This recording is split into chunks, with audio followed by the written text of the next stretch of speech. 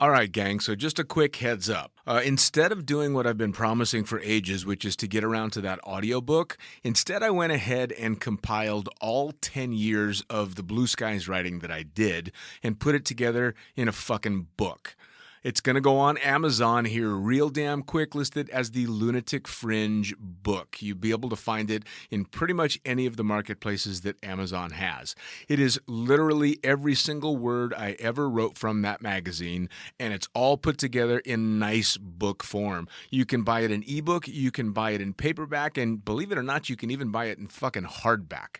Again, it's going to be available here really, really soon. This one not only includes all the articles that were in the first fucking pilot book, but about 60 more articles. It's got 350 or so pages of some pretty funny, inappropriate, and hopefully informative shit. So check it out.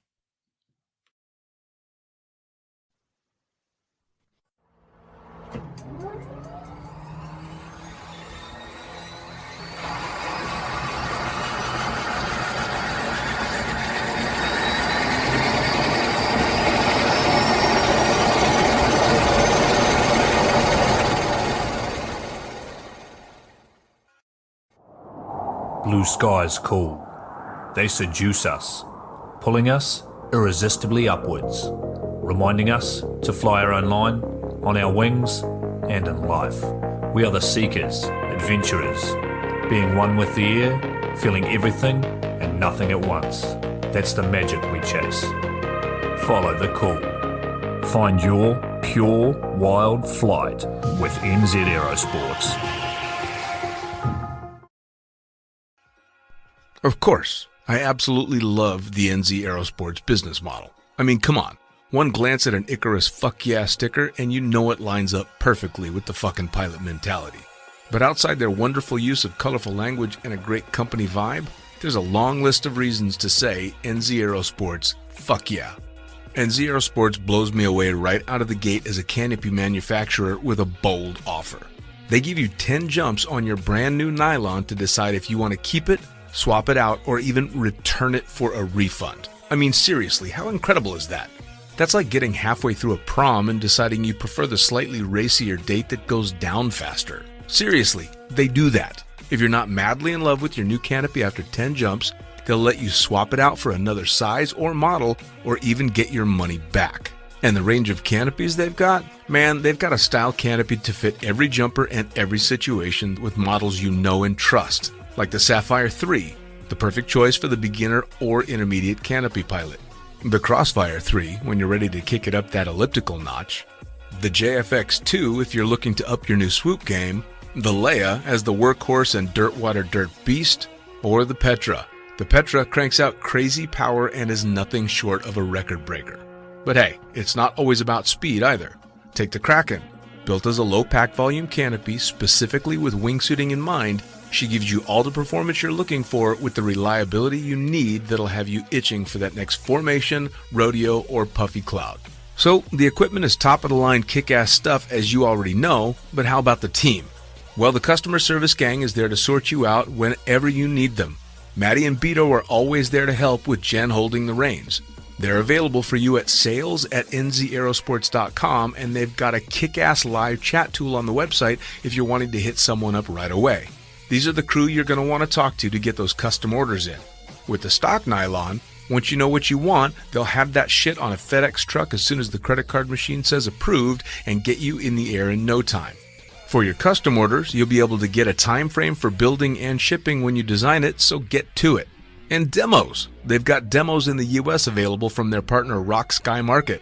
The whole US demo fleet is there with Sapphire 3, Crossfire 3, Kraken, JFX 2, and Leia canopies in a range of sizes. They also offer student and tandem demos in the US. Bottom line, every step of the way, NZ Aerosports is there to get you what you need, and I personally couldn't be happier to be teamed up with them here on Lunatic Fringe. And now, time to get started with Lunatic Fringe Into the Void, brought to you proudly by NZ Aerosports. Fuck yeah!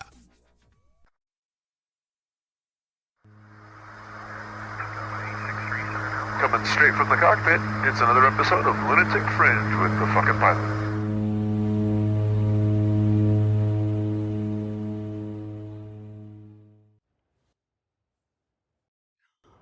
Ready, set, go! Back in the can for another edition of Lunatic Fringe Into the Void. This one's on location, and as we've been doing, I'm going to dive right into it and get started. Tell me, who the fuck are you, and what do you do? Hello, my name is Bailey Ricci, also known as the fucking daughter. Hey, you are the fucking daughter, aren't you? I am. I'm a recent law school graduate, Akron Law School. Now pretty much just prepping for the bar, and yeah, I have a Europe trip planned. That's pretty much all I got going on. You fucking graduated law school. I know. You fucking graduated law school. How can I be the father of a law school graduate?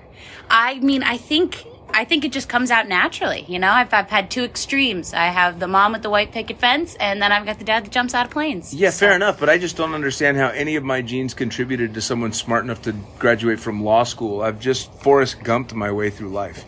Well, I mean, fuck, it worked for Forrest. I think it worked for you too, man. Fair enough. All right. So wait, we got somebody else sitting here. Who the fuck are you? Hello, I'm Chris Gazzetta. I guess I would be considered the fucking boyfriend. The fucking boyfriend. Fucking daughter. Just a standard college student going for my marketing degree. Nothing real special, I guess. Resident stoner of our friend group. But, Fair enough. Fair enough. All right. That's, I like it. I like it. That's actually something I'm a lot more in line with than law schools, for sure. Yeah, no, I'm not smart enough to do any of that. She talks and I listen, but sometimes my eyes glaze over and I just think in my head like, man, I wish I could just keep up with this conversation just a little bit, you know? I mean, I learned a long time ago when you glaze over, just nod. Yeah. It's good. Yep. It's good. Don't mean to, but sometimes it's a lot of big words real fast, so It's okay. just kind of... Legalese is boring as hell. I hate using it as well, but saying big word also makes you intimidating to other people. Fair So enough, sometimes fair I enough. whip it out. So now, how did you get to the point where you're graduating law school, but you could have gone dramatically different paths knowing your pedigree? Because Yes. you growing up very young, well, let's just try it this way. Your first real solid memories of me probably involve trailers and people falling out of airplanes. Yes. A bathroom that was an outhouse, which, as a 7-year-old who had not camped yet, it was quite an interesting experience. I just remember getting picked up. Was it a red convertible? I think so. I think it was a red convertible. Yeah. It picked me up in Canton, Ohio. # most boring place on the planet. Picked me up in Ohio, and we drove for, 7-8 hours to New Jersey? Something like that. Yeah, it was a decent. We made it in a day, though. Decent old drive. To Cross Keys. Yep, Cross Keys. I've always playing some wanted to ask, dispatch. because I know we've talked about it before, and it was always been funny, but how freaked out were you at 7 years old when you discovered that the 17-foot pop-up trailer was literally your dad's home? It was definitely jarring. I mean, you did pick me up from a... I picked you up in something that fit in the garage of the house you were being raised in. Yep. It was... I don't know. I guess when you're a kid, you don't see that kind of stuff. It was just different than what I Or knew. you didn't see it. But, yeah, I was like, oh, shit, this is what skydivers do. Cool. I mean, well, so that's the thing. Was it jarring and kind of nerve-wracking that, oh, fuck, I'm staying in this little trailer with my dad and this actually is his home? Or was it oh, wow, this is where people jump out of airplanes and this is the cool stuff that they do? I mean, I thought it was cool. I definitely thought it was cool. I loved from the ride up to there. I mean, it was just this fun. It looked like a carnival for lunatics, and I loved it. It was a carnival. It was. Especially at that was the nerve-wracking part about you coming to Cross Keys when you came, is that's when it was at its craziest. And for anybody that's listened to the podcast for a while now and you've heard all these wild, crazy stories about Cross Keys, that is when I chose to take my 7-year-old daughter to the drop zone. So again, Forrest Gumping my way through life, because it could have turned out dramatically different. Well, and hey, I used that experience to write a phenomenal college entrance essay. Yeah, we'll get to that for sure. There you go. We'll get to that. So during that trip, you met a bunch of really wild characters. You fell in love with one. Jacko. Fucking Jacko. First man who stole my heart. Jesus. At 7 years old, I'm sorry, dude, at 7 years old, she was hooked on Jackson. Still has a flame for him, I'm sure. Come on, to this the accent and the hair. The man should be a walking hair commercial. Fuck him, because his hair just keeps getting It's thicker amazing. every year. It's amazing. Ridiculous. It's not even fair. Well, you also met guys and girls at the Drop Zone. You met a guy that we've talked about on the podcast before, named Craig Kuski. Do you remember the guy that made you the dollar ring? Yes, I do. Yeah. He was dead a month later. Oh, fuck, yeah, I forgot about that. Yeah, he's the one that dropped dead. Yeah, a month later. We didn't talk about that kind of shit when you were that young. No. But is he the one that flat like a pancake you tried to get CPR to? He's the one that hit the basketball court and that I did CPR with, yeah. Even though nothing was seeping out, it was all seepage inside. It was not good. It was not good. Yeah, but it's kind of funny because he had a really bad reputation, but I'll never forget how cool he was with you in that 15 or 20 minutes we were with him. Yeah. And I was always so impressed with the way he behaved with you. So I always had a great impression. Oh, yeah, I never, because, kids can always pick up on weird, awkward vibes, and he was just a genuine guy. Yeah. Walked up, gave me a ring. I was so amazed. How in the hell did you fold a $1 bill into this? And I thought it was the coolest thing. He did, dressed in incredibly filthy shorts and looking like a dirtbag, and he was probably high as fuck at the time. Yeah, that or drunk. Yeah, for sure. Yeah, cross keys, man. Well, we made it away from that one, I think, without giving you too hideous of an experience, and I tried to turn it into, it's just a camping trip. This isn't actually how I live.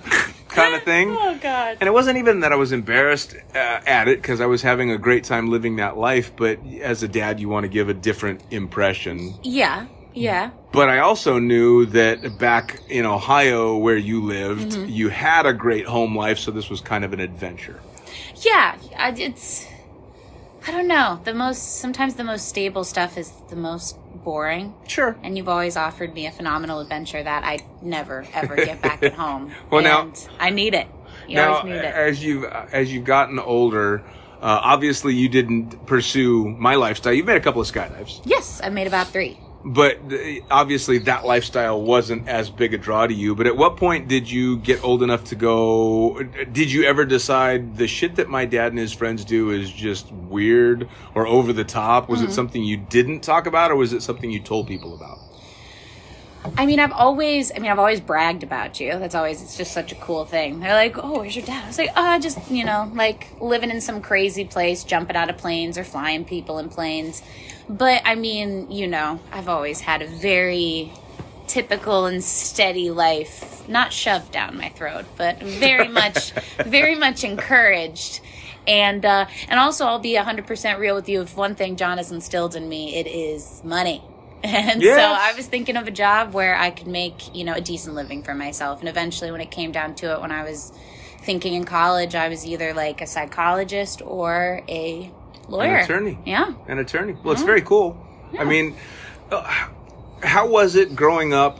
You and I have lived a long distance lifestyle, always. Yeah. We've done it, had the adventures and everything, but you had a phenomenal upbringing with your mother and your stepfather, who I give all the credit to.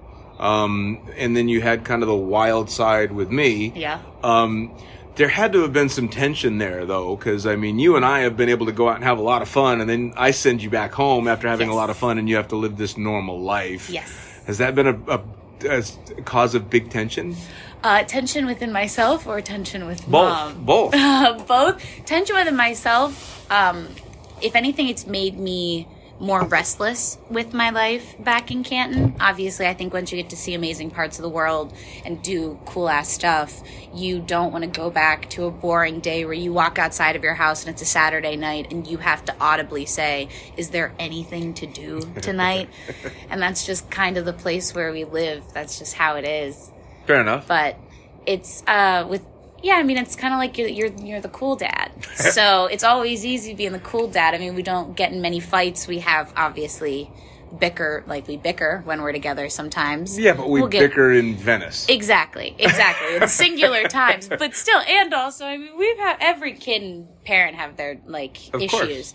But you get to be the parent that I'm never really mad at. I never really have much to be mad at you for, and I have sometimes more to say. Sure. Well, and that is by far, I will be the first one to admit, really unfair to your mother and your stepfather.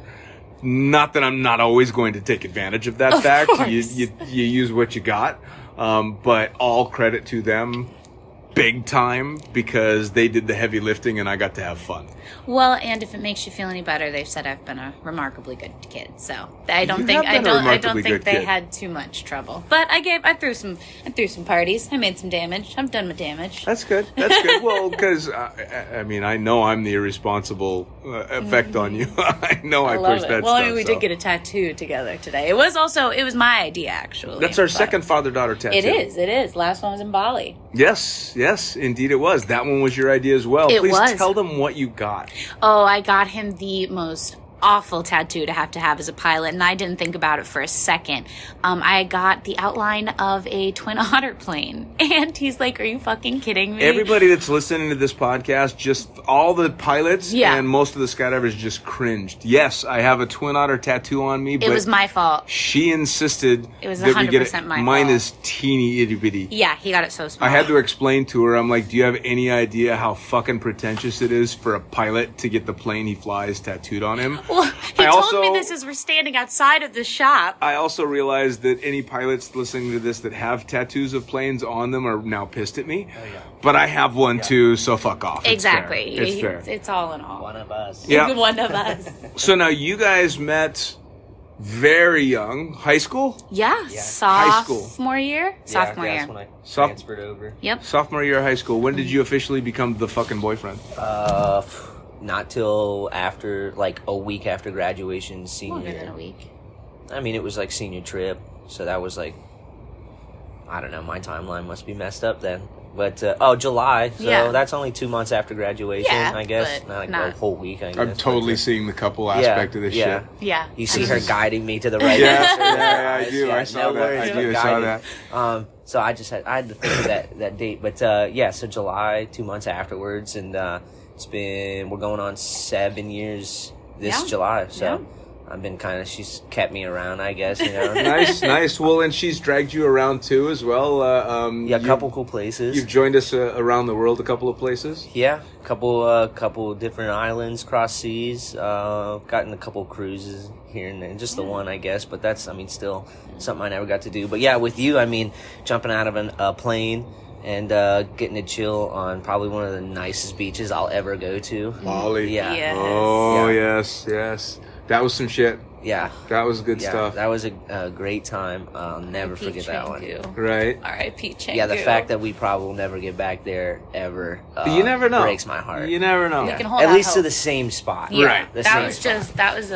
that was a spot. Yeah. For anybody listening, we're talking about Canggu and Bali, which unfortunately is not what it used to be. It's still an amazing spot, but we were there during the golden years. Yeah. To be specific, we're talking about Old Man's Bar. Yeah, Old Old Man's Man's Bar, was, which is now no more, and yeah, it's Demolished. unfortunate.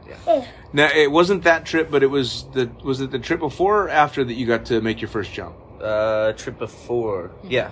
That was the trip before you got to jump out of the airplane. I got to take you guys flying up in between all the buildings Yeah, and we flew doing through some the city and we did some flybys that kind of made Pretty- my heart go to my butthole. pretty cool stuff. Pretty cool stuff.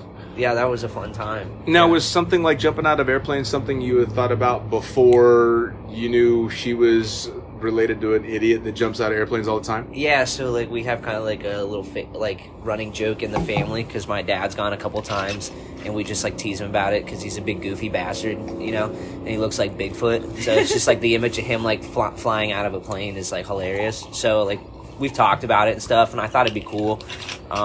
Never thought I'd actually get like a real opportunity to do it. And then, yeah, when she told me we were going on this trip and then that would be like included, that was like day 2 or 3, I think, of just like being there. Yeah. Like first time being in a brand new country overseas, doing like something epic within 3 days of being there. That was crazy. I wasn't necessarily scared to do it, but I mean, if you're not nervous falling out of a plane at what's the height that we do it at? 13,000, yeah. Then you're a complete psychopath, you know? Yeah. Or a trained psychopath like yourself. Yeah. Well, trained psychopath still gets Yeah, scared. yeah. Oh yeah, you should. When she made her first jump, it was I was gonna try and get her to jump with Jacko. Yeah. Because she had this whole history with Jacko. He was out of the country, otherwise he would have done it. And I thought about it, and I'm like, if I'm going to set this jump up, I want to make sure she has a great time. So, sorry, I set her up with a 6'4", really handsome Italian man. to take her on her first skydive. But it was funny because everybody was asking me if I was going to take her on the jump, and this is where the fear in skydiving comes in a really different way. Yeah. I was terrified to take her. I wouldn't take her just in case there was the 1 in a million chance I fuck something up. I jumped with her, held her hand on the way down, came up, waved at her and all that shit. But I'm like, no, I can't be responsible. I'll be too nervous. I'm going to give this to somebody else.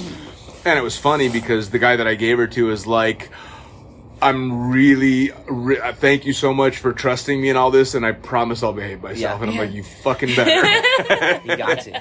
Well, because the old joke is, a guy by the name of Paul Wetzel, who went by the name Weasel, that I used to jump with in Las Vegas years and years and years back, had a saying he would say all the time: if you don't want your daughter to get fucked, don't bring her to a drop zone.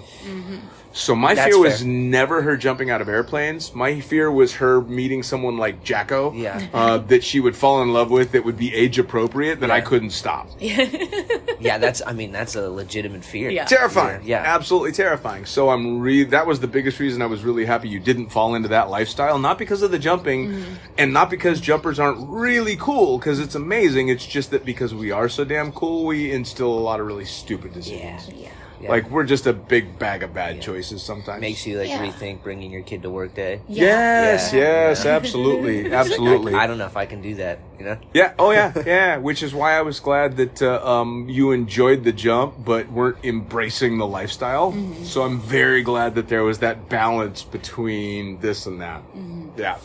So now looking back, because you and I had to do things so differently, is there anything looking back you'd change? Is there anything that you would have wanted done differently, or is there anything that you would have wanted more of? And I ask this specifically because there's a lot of people listening to this podcast that are doing exactly what you and I did. Yeah. We're just on the tail end of it. You're now an adult. Yeah. So I get to ask you all the questions. All right, what did I fuck up? Oh, God.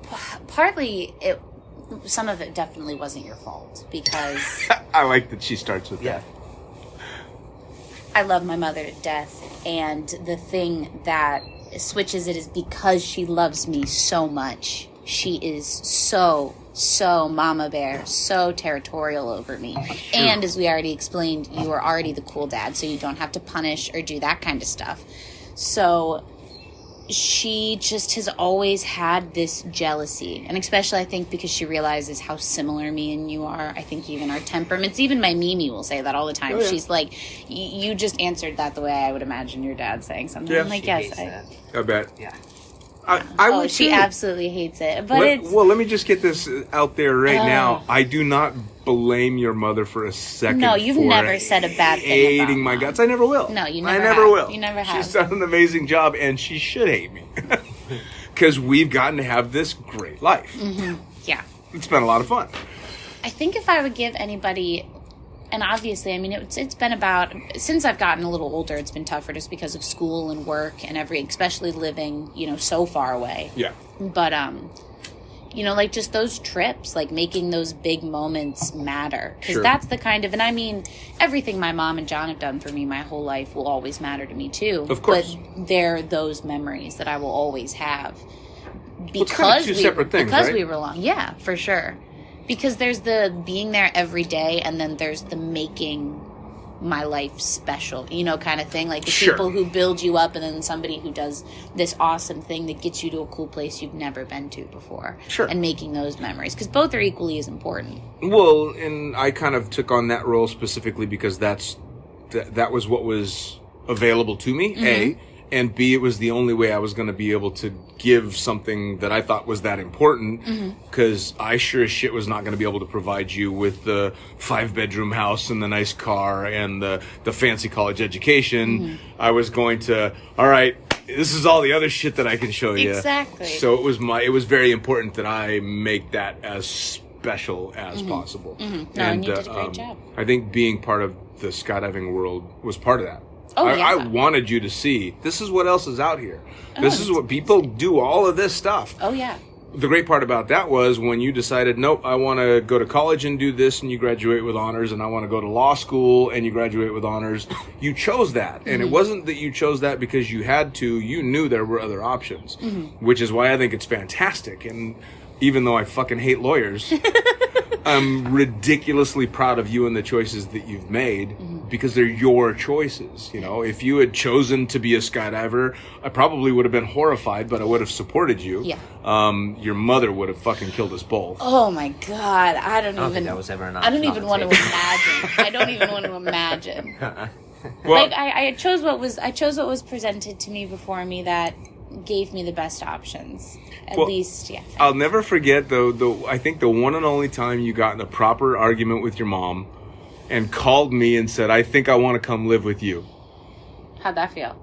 Amazing and horrifying all at the same all time. at once. I took a deep breath and I went, obviously I can't say no, Yeah. but your mother will hunt me down and find a million different ways to have me killed. So She is Liam Neeson. Like, Oh, yeah. She is Liam Neeson if she wants to. Oh, be. yeah. She's insane. I remember vividly, I took a deep breath and I went, two. of course you can come live with me. But I think you should take a deep breath. Yeah. Yeah. Because all I could think was, obviously, this is just you guys having a spat. Yes, A, mother-daughter. Yep. and B, no, there will be a lot of blood if this happens. Oh my God. Yep. Yeah. It would. So now, looking at all of this, now you guys have both made a couple of jumps. You're both kind of working your way into what you're going to do, at least for a while when you're grown-ups now. You're both grown-ups now. I is guess so. something like skydiving something you would pursue as a pastime? I mean, did you enjoy those jumps enough that down the road you're going to be like, hey, I think I want to learn how to do that? I think eventually I'd have to get my confidence up because I really enjoy, because obviously I've known you my whole life and I know, love, and trust you. So anybody else who does what you did, I trust them because I know they're doing this all day, every day, that they don't want to die, that they're going to keep me safe.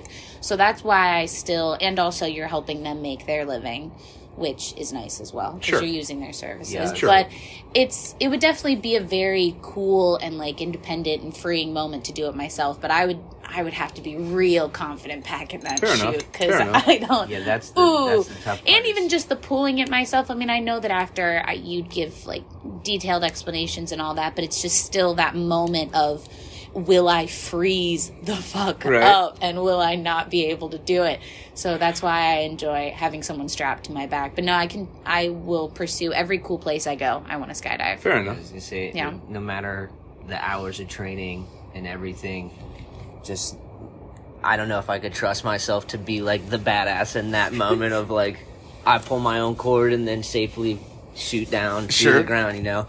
So like the idea of going alone is a little terrifying. I probably wouldn't, but I can say I was a little ruined for the first time because I was strapped to a 6'7" Swedish man who held me in his chest like a baby in a Bjorn. And I landed so perfectly, like, with him. You know, I didn't even touch the ground, with him, and we had a great time. And, yeah, just, like, knowing that someone very experienced who, like, after is going to hit the ground is going to go right back immediately with somebody else and do this again is strapped to your back. Like, that, it's so safe, and it kind of helped me enjoy the experience a little bit more. Falling through the air and being like, and thinking, like, oh, my own life is in my own hands. Would kind of be like, I'm not going to be able to take in the scenery, and of course, like, the first place that we jumped was so amazing.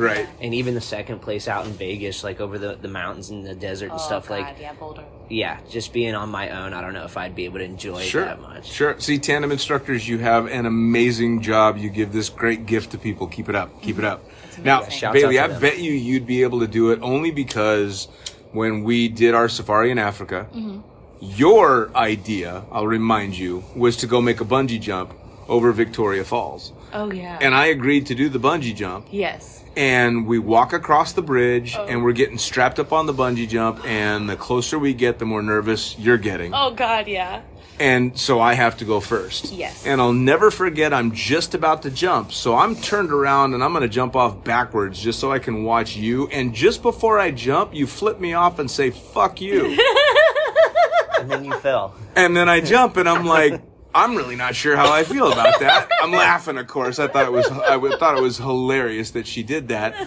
But knowing she was terrified, pissed off, and I'm sure you've seen this, Chris, she's just not fucking happy as they're strapping her up. She's walking out to the end, not happy. Again, she flips me off and says, fuck you, and she jumped. Yeah. So I know you could do it. Oh, yeah. I know you got the stones to do it. I have no doubt about I feel like that. she could. So, yeah. Yeah, when I get scared, I get mad. Well, Real mad. Even though it was my idea, I was like, fuck you for... In my head, it was basically like, fuck you for letting me do this. Yeah, it was your idea the whole time, too. I know, and I'm so happy I did it. I'll tell you what freaked me out. It was the life vest they, like, put around your neck.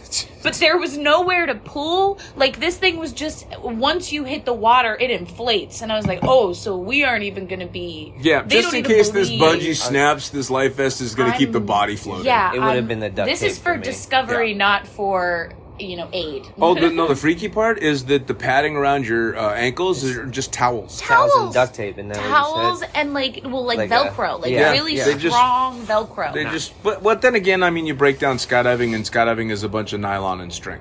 I know, but the rocks are true, right yeah. there. Is if you can get a semi-graceful I down. agree. I but agree. The rocks were right there. But no, it was one of those where I screamed the entire way down, and the moment I felt it pull back up, I was laughing my fucking ass off. Yep. It was good stuff. So now you're through law school. Mm-hmm. You graduated with honors. Mm-hmm. High five, by the way. Thank you. Amazing. You take the bar in August? July. Mm-hmm. Okay, so the next couple of months are an ass kicking as you study for the bar. Yes, How absolutely. do you think you're going to do? I fucking hope I pass. That's all I want. No. I want more confidence than that. How are you going to do? I will pass. You're going to fucking ace it. You're going to do amazing. And then you're going to be an attorney that makes a shitload of money. And if you decide to, you can go out and become a skydiver. That would be awesome. Awesome. I'll be, a skydiving lawyer. A skydiving lawyer. Yeah. Absolutely. There we go. There you go. I mean, who doesn't need a niche? Right? That's my niche. How cool would your ads be, too? I'm just skydiving, and they're just make some filming. pretty cool ads. You really could. As long as I get to fly the plane, we're good. Oh, 100%. Well, guys, thank you very much for taking the time to be on the podcast. We're sitting on the coast in Oregon, enjoying. I don't get to enjoy quite as much as you guys, but enjoying and talking to the fucking daughter and the fucking boyfriend on the podcast with the fucking pilot. Yeah. Guys, blue skies. Blue skies. See ya. See ya. See ya. And there you have it. Another episode of Lunatic Fringe Into the Void, brought to you as always by, and say it with me, fuck yeah, NZ Aerosports. Head to nzaerosports.com. By Pussfoot. That's right, head to pussfoot.com, the extreme sports collective, and check out everything they've got to offer. By summitparachutesystems.com. Jarrett Martin and the family cranking out amazing pilot rigs, as well as incredible rigging courses. And now joining the Lunatic team, it's the one and only Tony Suits. You know him, you love him. Head to tonysuit.com. Check out all the amazing standards, as well as the new incredible signature line they've got going on. And as for us, the Lunatic Fringe is now on YouTube. That's right, you're going to have the chance to put faces to the audio by heading to youtube.com and looking up the Lunatic Fringe podcast. It's easy. Hit the like button, hit the subscribe button, check out all the amazing videos from the previous guests that we've had, as well as new and upcoming interviews on video. As always, I am the fucking pilot. Head to thefuckingpilot.net or theprincesspilot.com. Thanks for joining. We'll see you next time around.